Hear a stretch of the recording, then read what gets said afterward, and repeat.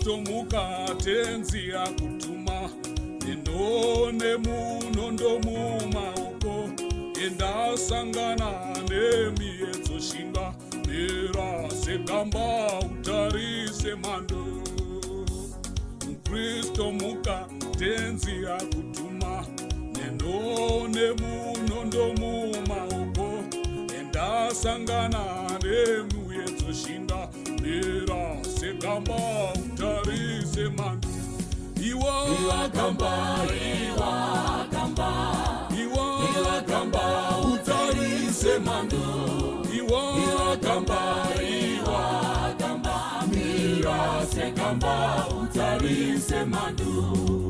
Iwa gamba utarise mando. Iwa gamba mira segamba utarise mando.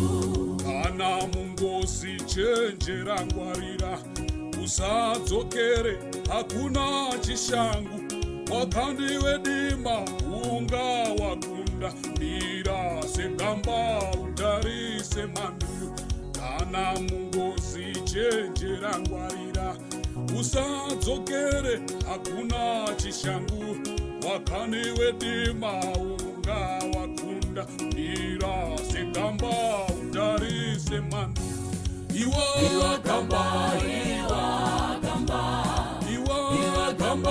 utarise mando. Iwa gamba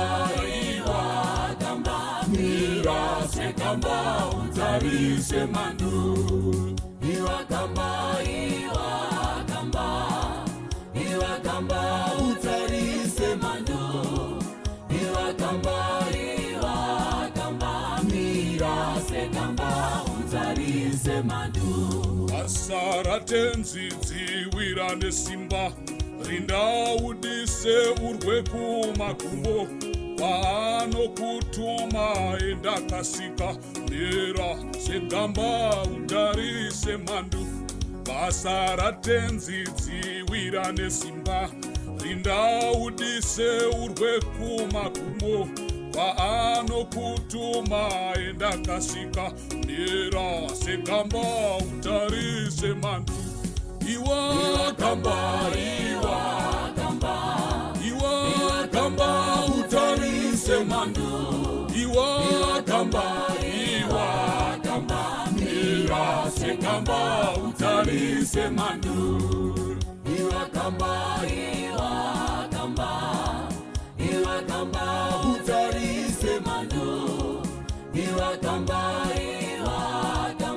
mira segamba utarise mando. Inda usatye tenzi ari pedyo, anopa simba nekukunyaradza, rudo rwake sekarwizi mugwenga, mera segamba utarise mando. Inda usatye tenzi ari pedyo, anopa simba nekukunyaradza, rudo rwake sekarwizi mugwenga, mera segamba utarise mando. Iwa